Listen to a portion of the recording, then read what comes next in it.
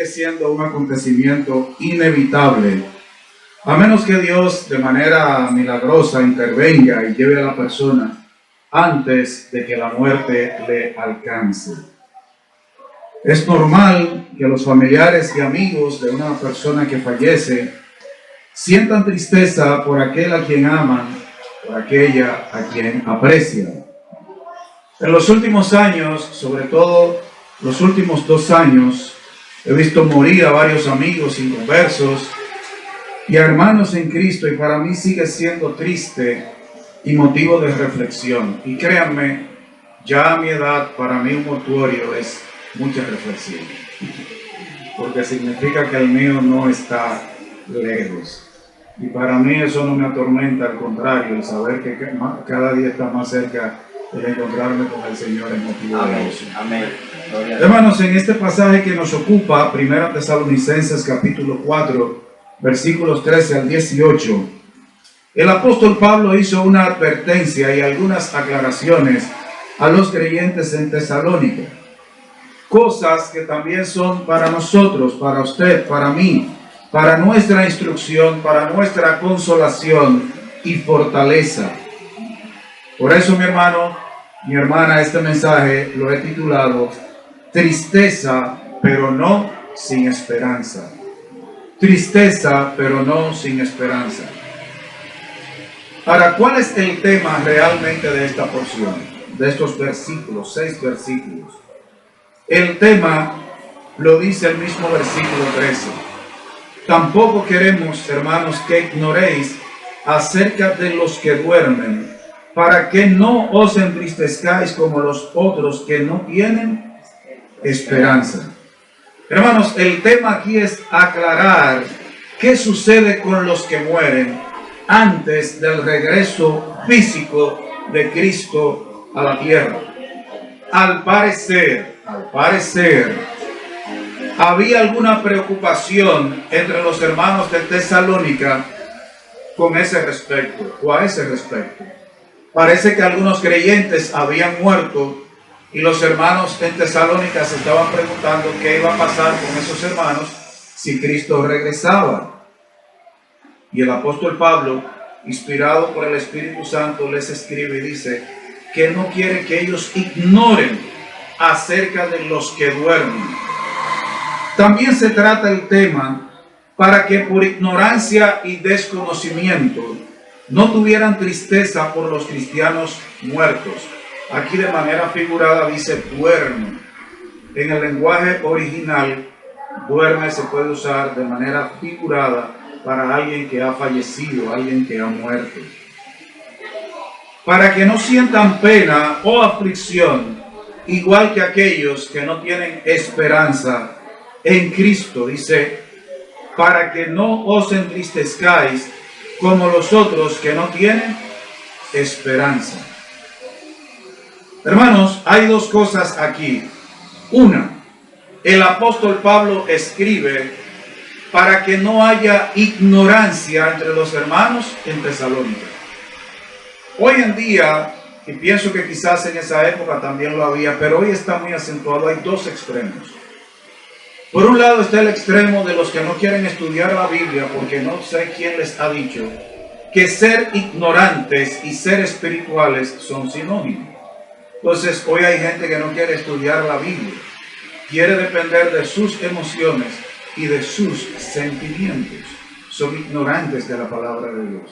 Pero por el otro extremo, entonces hay algunos que se han ido al extremo, donde hoy hay algo que se ha metido en las iglesias que se llama la erudición, donde hoy todo el mundo quiere ser licenciado, tener una maestría o un doctorado en Biblia.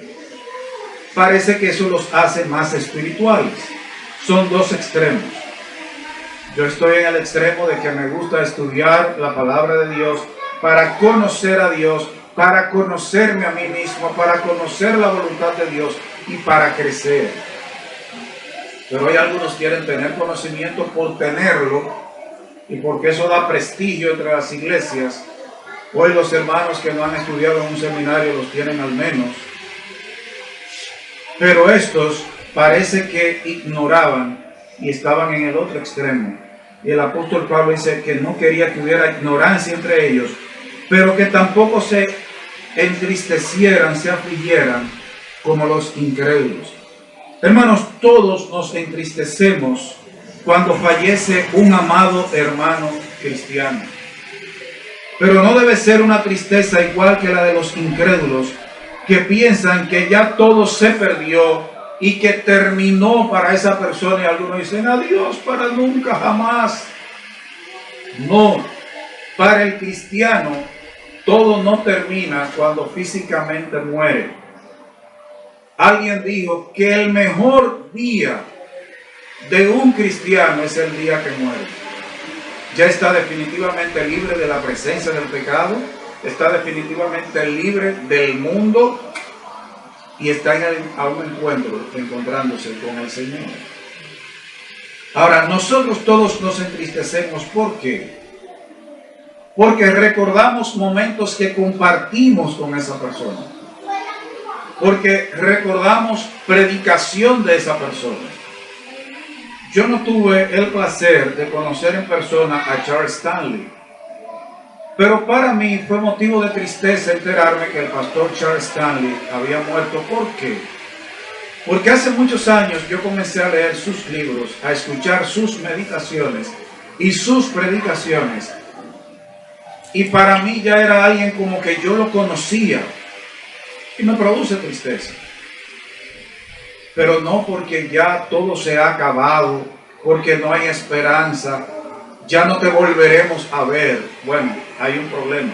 O el que se murió era incrédulo, o el que está llorando, o los dos. Pero el apóstol Pablo no quería que hubiera una tristeza como aquellos que no tienen esperanza. Ahora, en el versículo 14, el apóstol Pablo dice una gran verdad que usted y yo debemos recordar. Dice, porque si creemos que Jesús murió y resucitó, así también traerá Dios con Jesús a los que durmieron en él. Hermanos, la resurrección de Cristo le da esperanza al cristiano. La resurrección de Cristo es la garantía de que los cristianos que mueran serán traídos con Jesús en su regreso. ¿Qué dice 2 Corintios 4:14? La segunda carta del apóstol Pablo a los Corintios, capítulo 4, versículo 14. Sabiendo que el que resucitó al Señor Jesús, a nosotros también nos resucitará con Jesús y nos presentará juntamente con vosotros. El mismo que resucitó a Cristo, también a nosotros nos va a resucitar. Por eso es que la Escritura dice que si Cristo no resucitó, nosotros somos dignos de lástima. Porque ¿cuál es la esperanza de nosotros ante la muerte? Que si Cristo resucitó, tenemos la promesa de parte de Dios que nosotros un día vamos a ser resucitados con Él. Que hay esperanza de resurrección. Eso que sucedió en la vida de Cristo es un hecho que va a suceder en nosotros. Claro, guardando la distancia entre Cristo, que es Dios, y nosotros, que no somos dioses y necesitamos la intervención de Dios para volver a la vida. Y note también que dice algo muy interesante, que los cristianos serán traídos, y esta palabra significa conducidos, guiados con Cristo. Dice, así también traerá Dios, y aquí es el Padre, con Jesús el Hijo, a los que durmieron en Él. ¿Por qué dice traerá? Bueno, porque del creyente, lo único que queda aquí en la tierra cuando muere es el cuerpo. El alma va a la presencia del Señor, es llevada a estar con el Señor. Por eso Pablo decía que partir y estar con Cristo era muchísimo mejor. Las almas de los cristianos muertos no están aquí desandando, es que dando vueltas. Los judíos tenían una creencia de que el alma de un muerto duraba 2 días dando vueltas. Por eso, cuando el Señor llegó a donde estaba Lázaro, que dijo que abrieran la tumba, le dijeron, pero ya tiene tantos días que murió. porque ellos pensaban que ya no era posible que su alma entrara al cuerpo. No, el alma del cristiano no está desandando, no está dando vueltas aquí en la tierra, está con el Señor, y un día esa alma va a ser traída para reunirse con el cuerpo nuevo. Amén. No el mismo que fue sepultado, un cuerpo nuevo. Pero hermanos, la resurrección del Señor debe darnos esperanza y gozo, porque con nosotros va a suceder lo mismo. Ahora, en el versículo 15, el apóstol Pablo hace 3 aclaraciones. Dice: por lo cual os decimos esto en palabra del Señor, que nosotros que vivimos, que habremos quedado hasta la venida del Señor, no precederemos a los que durmieron. Hay 3 cosas que dice el apóstol Pablo aquí. Primero, él dice que hablaba inspirado por Dios, que lo que él había escrito y estaba escribiendo en esa epístola eran palabras del Señor. Dice: por lo cual os decimos esto en palabra del Señor.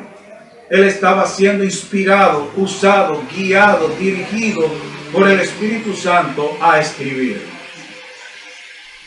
Para mí resulta penoso y me pone en alerta cuando yo escucho gente que dice que es cristiano, que dice: sí, pero eso lo dijo Pablo.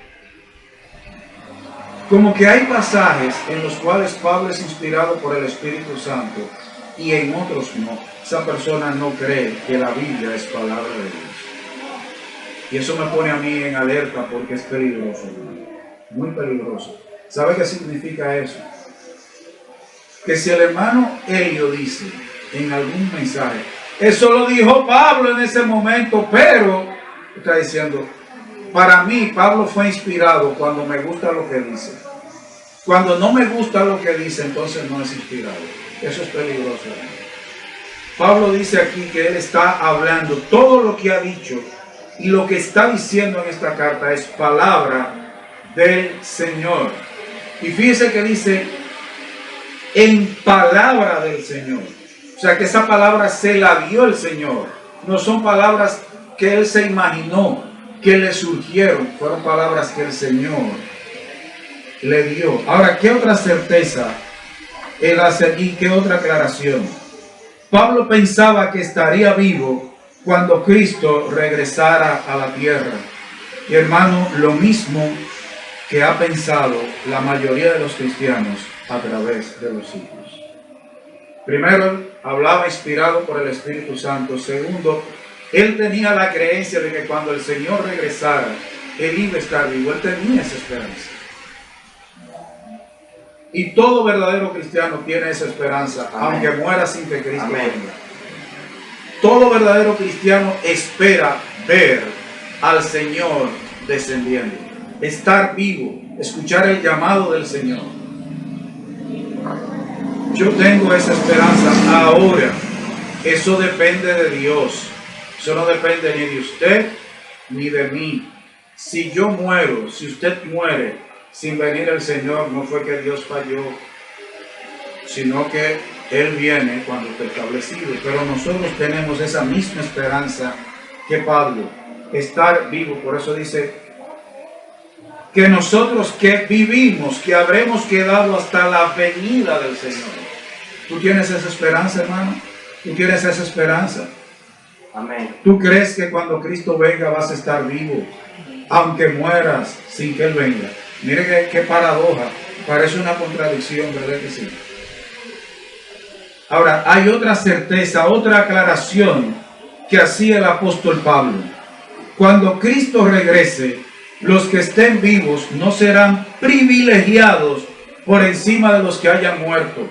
No los precederán, no se les anticiparán a encontrarse con Cristo, que dice al final del versículo 15. No precederemos a los que durmieron, a los que hayan muerto. No tendrán un privilegio. Porque, ¿qué sería lo lógico? Cristo viene. Al momento de Cristo venir, hay cristianos vivos y hay cristianos que ya murieron. ¿Qué sería lo lógico? Que los vivos se fueran adelante y más atrás los que se murieron. Eso sería lo lógico. Pero el apóstol Pablo, inspirado por el Espíritu Santo, dice: no, nosotros no nos vamos a adelantar, no los vamos a preceder, no nos vamos a anticipar, no vamos a tener un privilegio por encima de ellos. Déjame decirle que ningún evangélico tiene privilegios por encima de otro evangélico. Hay gente que cree, por ejemplo, yo creo que la mayor cantidad delante de la que yo he predicado no llena ni el salón del templo de nosotros. Y hay otros que predican todos los domingos ante 3,000, 4,000 personas. Eso no es un privilegio, simplemente es un llamado que él tiene, un ministerio de parte del Señor. Y yo debo sentirme contento con predicarle a 2, igual que predicarle a 5,000. No hay privilegio. Y los que estén vivos cuando Cristo venga no van a tener un privilegio por encima de los que durmieron, no los van a preceder. Hay un orden establecido por el Señor y el orden está aquí en los versículos 16 y 17. Y ese orden no se lo inventó Pablo. Está establecido por Dios. ¿Qué dice el versículo, los versículos 16 y 17? Porque el Señor mismo, con voz de mando, con voz de arcángel y con trompeta de Dios, descenderá del cielo, y los muertos en Cristo resucitarán primero. Luego nosotros, los que vivimos, y él lo reafirma, él sabe estar vivo, los que hayamos quedado, seremos arrebatados juntamente con ellos en las nubes para recibir al Señor en el aire, y así estaremos para siempre con el Señor. Hay un orden establecido por Dios. Lo primero es que el apóstol Pablo, inspirado por el Espíritu Santo, tiene como una certeza que Cristo viene por segunda vez en forma física. No es una suposición. ¿Qué dijeron los ángeles que se le aparecieron a los discípulos en Hechos 1:11? Que el mismo Jesús que ellos habían visto subir, así como lo vieron subir, así también él iba a descender. Hermanos, en la Biblia, el regreso de Cristo por segunda vez es una certeza. Se da por sentado. No es una suposición. No es un buen deseo. No es una imaginación. No es que los bautistas se han inventado. Es algo seguro. Amén. Y una aclaración. Cuando se habla de que Cristo viene, no es que Él está en camino, que Él tiene como un viaje, que Cristo como que viene en el espacio, pasando como por al lado de los planetas en un viaje interplanetario. No es que Cristo viene en movimiento de camino como algunos imaginan. La idea es que Cristo, cuando dice que el Señor viene, es que bajará de repente, como alguien que se deja caer en un lugar, no que se cae, sino que llegó. Porque a veces cuando nosotros hablamos de que Cristo viene, nos imaginamos que Él viene como en la oscuridad del espacio, como viajando, que viene al pasito desde allá. No, hermanos. Cuando llegue el momento, el Señor aparecerá. Amén. Es como que llega de repente, como relámpago en la noche. Esa es una figura que se usa también en las Sagradas Escrituras. Así que el regreso de Cristo es certeza. Y el apóstol Pablo dice que el Señor Jesucristo, dice, con voz de mando, con voz de arcángel y con trompeta de Dios descenderá del cielo. Primero, el orden, el Señor desciende, el Señor llega, el Señor aparece y dice, con voz de mando, con voz de arcángel y con trompeta de Dios. Ahora, ¿qué significan estas tres expresiones? Voz de mando es una llamada imperativa, es una voz que tiene autoridad, es una voz que motiva, que mueve. Es que Cristo va a hablar y los creyentes vivos y los creyentes que hayan muerto van a accionar.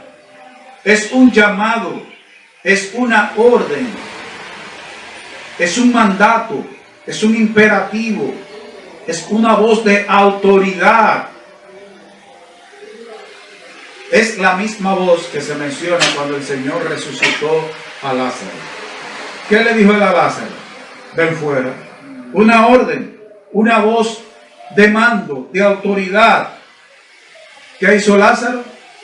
Salió. Es una voz autoritativa. Él le mandó a Lázaro que saliera, no se puso.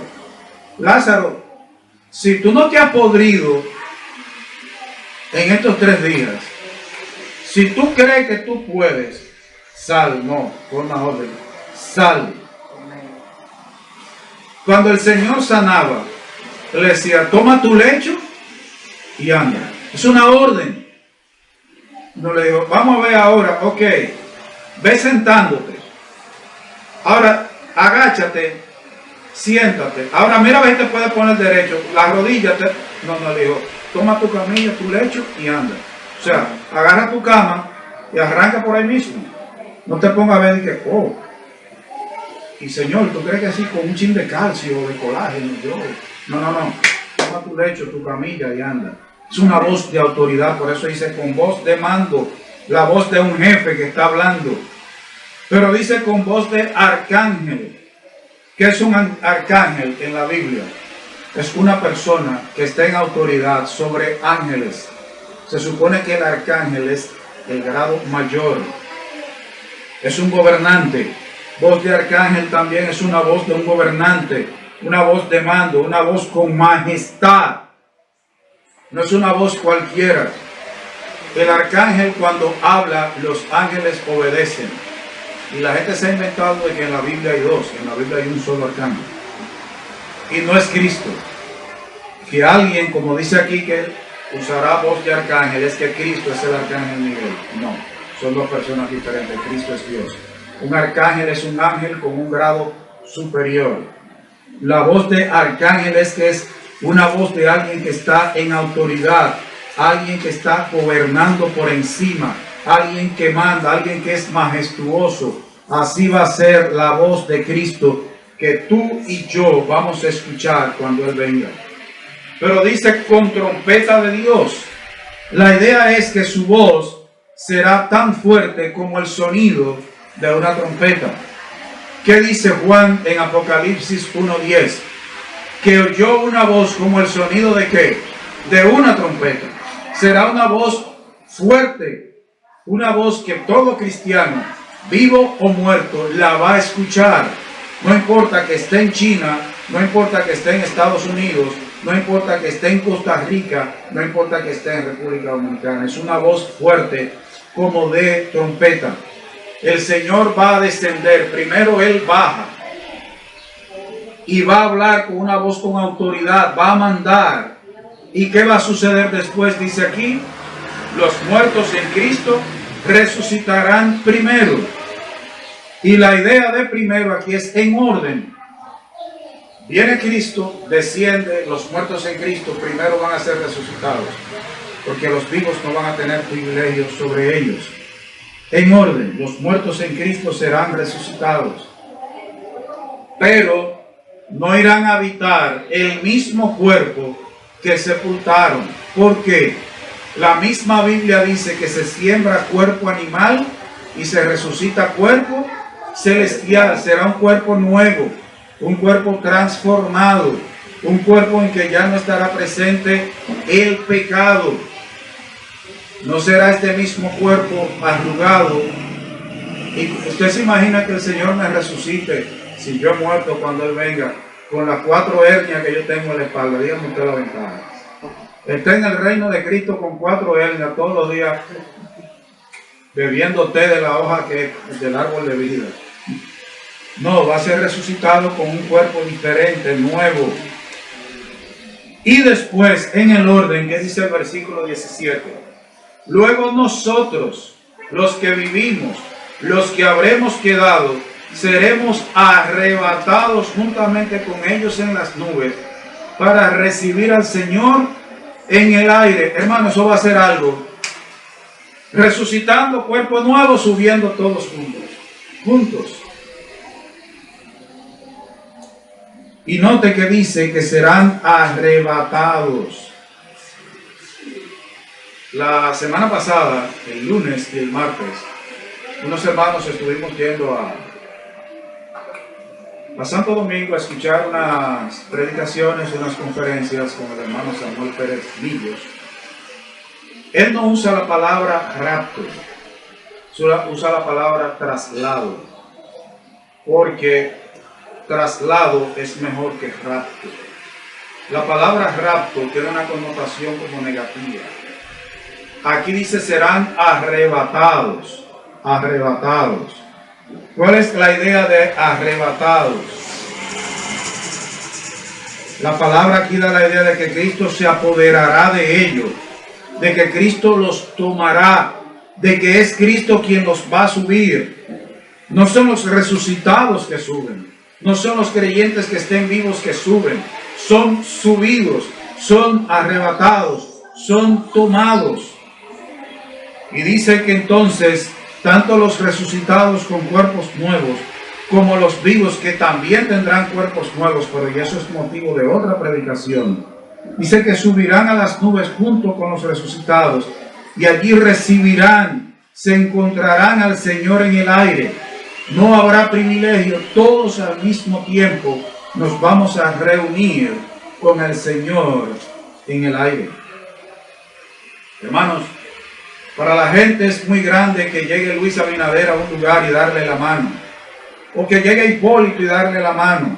Para otros saludar a Danilo, a Abel, a Biden, a Trump, eso sería la cosa más grande. Hermanos, para nosotros grande debe ser reunirnos con el Señor. Amén. Yo no sé, hermanos, pero visualizar eso, no se ponga a imaginarse al Señor. No se ponga a imaginarse la cara del Señor, porque la Biblia no dice nada sobre el rostro del Señor. No hay un dibujo de Él. Esos dibujos que andan por ahí son inventos de los católicos. La Biblia no dice cómo el Señor tenía rostro. Pero sí, hermanos, imaginémonos reunirnos en las nubes, ir al encuentro. Yo no sé, hermano, si en ese momento yo voy a estar mirando a los que van al lado. Yo no sé si voy a ir mirando a los que vienen subiendo. Difícilmente uno de nosotros se ponga eso.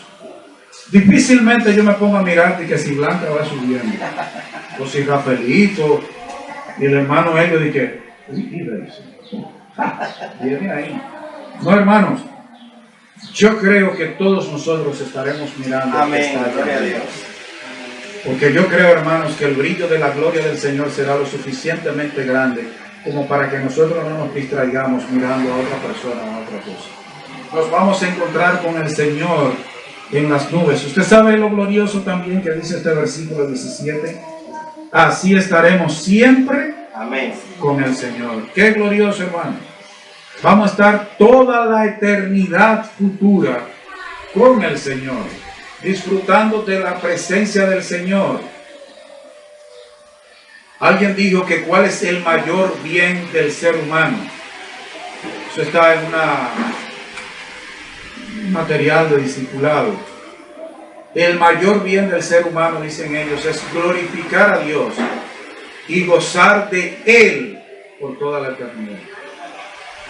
Hermanos, yo no sé qué le produce gozo a usted ahora, pero yo sé que el mayor gozo está en el Señor. Amén. Y esto no está aquí en el mensaje, pero hermano, quiero decirle esto, por algunas cosas que estoy observando y viendo. Yo estoy notando cristianos que se están amargando porque tienen o no tienen esto o aquello. Y escucho, hermanos, todo el que se casa quiere tener hijos. Pero hermano, tu deleite no deben ser tus hijos. El soltero quiere casarse. Y dicen que el que está casado quisiera divorciarse. Hermanos, el soltero quiere casarse, pero tu deleite no está en tu esposo y tu esposa. Ni en los hijos, ni en la familia, ni en los bienes materiales. La mejor y mayor fuente de deleite y de gozo de un cristiano debe ser el Señor mismo. Amén. Y con Él nosotros vamos a estar para siempre, deleitándonos con Él. Y hermanos, esto de que nosotros seremos arrebatados juntamente para recibir al Señor en las nubes. Un estudioso, un predicador de la palabra, estaba diciendo que esto habla de una costumbre que tenían los pueblos antiguos. ¿Cuál era esa costumbre? Sobre todo los romanos. La gente piensa a veces que los reyes gobernaban territorios como del tamaño de la República Dominicana. Antes los reyes lo que gobernaban era territorio más o menos del tamaño de Atomayor. Algunos ya llegaron a gobernar, sí, territorios grandes del tamaño de Inglaterra. Hubo un rey que dijo que el sol no se ponía en su reino porque él gobernaba en Inglaterra y gobernaba la República aquí en América también. Y él dijo que el sol no se ponía en su reino. Pero la mayoría de los reinos eran pequeños. A veces los reyes salían a la guerra. Cuando los reyes ganaban, traían prisioneros. Ellos no entraban de inmediato a la ciudad. Ellos se quedaban a cierta distancia de la ciudad y enviaban un mensajero a decirle a los habitantes de la ciudad que ya ellos estaban cerca. Entonces, ¿qué hacían los habitantes de la ciudad? A menos que estuvieran enfermos o por alguna condición no pudieran ir, la ciudad salía al encuentro de su rey que venía victorioso. Y entonces el rey con los soldados victoriosos, los rehenes y todos los que habían ido a encontrarle, entraban a la ciudad. Entonces a eso también se refiere esta porción. El rey viene victorioso, nosotros vamos a salir al encuentro de ese rey para entonces en una procesión, en un desfile victorioso, entrar con el Señor a su reino. A eso es que se refiere esa porción. Y hermanos, esto es glorioso. Amén. Para mí este tema es glorioso. Está pasando algo también hoy en muchas iglesias. Y por eso siempre cuando asisto aquí a biblioteca, a iglesias que todavía no tienen ese tamaño tan grande, es que a medida que vayan creciendo, no dejen que se pierdan algunas cosas que están en las iglesias pequeñas. Usted sabe por qué yo amo mucho las iglesias pequeñas, pero no me gusta que se queden así. Porque se mantienen mucho en temas básicos de la palabra de Dios. Hermano, este tema de la segunda venida de Cristo de manera física y hablar de lo que sucederá con los que hayan muerto y los que estén vivos, son temas capitales, básicos y primordiales en todo púlpito cristiano. ¿Qué está pasando hoy? Que hoy hay gente que ha estudiado tanto que ya esos temas como que le quedan chiquitos a ellos.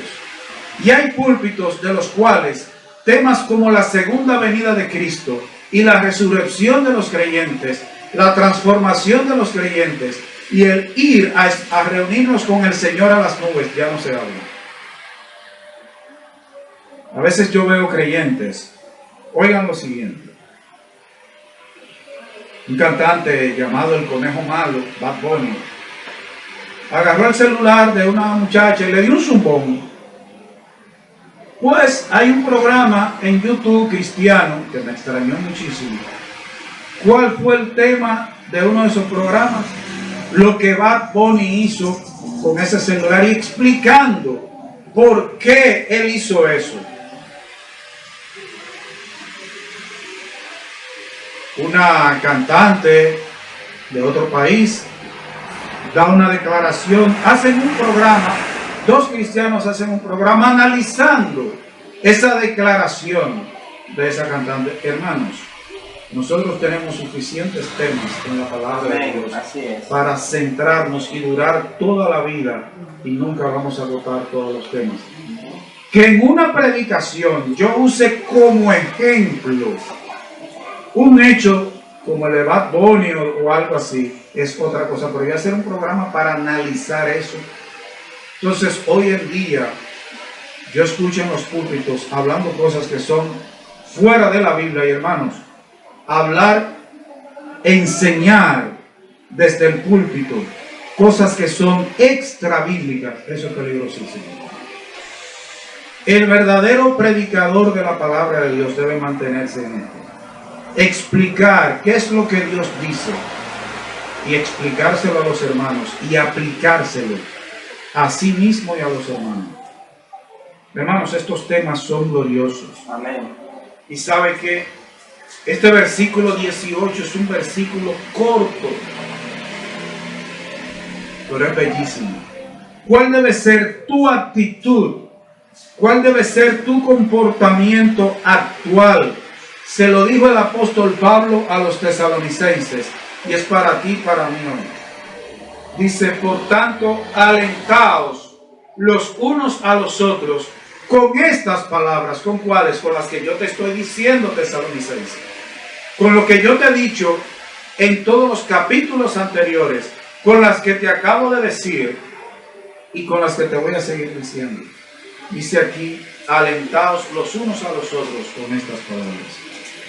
La recomendación de Pablo a los tesalonicenses y a los cristianos en la actualidad es que debemos alentarnos unos a otros, confortarnos unos a otros, animarnos unos a otros, exhortarnos unos a otros, recordándonos estas palabras que el apóstol le escribió a los tesalonicenses. Dice la palabra de Dios en Hebreos 10:25, no dejando de congregarnos, como algunos tienen por costumbre, sino exhortándonos, que debemos exhortarnos. Hermanos, yo no sé quién le ha dicho a los evangélicos que cuando uno asiste a un culto está en el parque. Hermano, un culto no es la reunión de un club. Hermanos, cuando nosotros nos reunimos como iglesia local, debemos exhortarnos con la palabra de Dios. Debemos alentarnos, debemos animarnos los unos a otros. Hermanos, el culto no es para chercha, que haya que mandar a que se callen. Hay gente que en los cultos está con el celular y ni siquiera es con la Biblia abierta, a veces está chateando. Porque, por ejemplo, este culto es una hora más temprano que allá en la primera iglesia bautista. Cuando yo llego de aquí, casi siempre ya está comenzando la predicación y yo me quedo en casa, Blanca y yo nos quedamos en casa y la sintonizamos en el televisor por YouTube. ¿Cómo es posible que a la hora que se esté efectuando el culto allá, un hermano de allá esté subiendo algo a su Facebook o a su WhatsApp? Significa que él, en medio del culto, está texteando, está escribiendo, está distraído, aún sea un versículo, hermano. Tienes que estar pendiente a la predicación, hermanos, y debemos visitarnos. No solo debemos vernos aquí, debemos visitarnos. Y se lo digo, hermano, mi casa está abierta. A la hora que usted quiera llegar a mi casa, simplemente usted llega, siempre y cuando me lleve algo. No me tire, hermano. Claro, con prudencia, porque hay horas, pero hermano, mi casa está abierta. Debemos visitarnos, debemos conocernos y alentarnos. Dice, hablando entre vosotros con salmos, himnos y cánticos espirituales. Pero hermano, el tema de la segunda venida de Cristo y de que Él puede venir estando tú y yo vivos, o que si tú y yo morimos, cuando Él venga vamos a resucitar y nos vamos a reunir con los vivos para recibir al Señor en el aire. Eso debe ser motivo de aliento. Amén. Hermano, todo esto que nosotros estamos viendo es pasajero. Esto va a acabar, el Señor va a terminar con esto un día. Hermanos, alguien dijo que el mayor cielo que puede disfrutar un incrédulo es esta vida. Pero el único infierno que va a disfrutar, lo que va a padecer un cristiano, es en esta vida. Claro, esta vida no es el infierno, pero es lo que quiere decir. Que lo único bueno que un cristiano va a tener es ahora. Y lo único malo que un cristiano va a tener es lo que padece ahora. Pero que a nosotros nos espera algo glorioso. Eso debe ser motivo de aliento. Amén. Mantenernos viendo a Cristo y el galardón que Él tiene para usted. Hermano, yo predico, yo evangelizo, yo subo videos a las redes sociales, publico versículos. ¿Sabe por qué? No para que digan que yo soy espiritual, porque hermano, yo sufro vergüenza todos los días cuando veo algunos pecados que cometo. Es porque yo espero un día que el Señor me diga, bien, buen siervo. Yo espero ese recibimiento del Señor. Para mí será glorioso que Él me diga eso. Hermanos, eso debe ser motivo de aliento, de fortaleza, de ánimo. Estamos pasando esto, estamos siendo perseguidos, pero un día nos vamos a encontrar con el Señor y ese momento será glorioso. Hermanos, yo no me imagino cuando el Señor creó el universo. No existía nada cuando Él comenzó a crear, solo existía Él.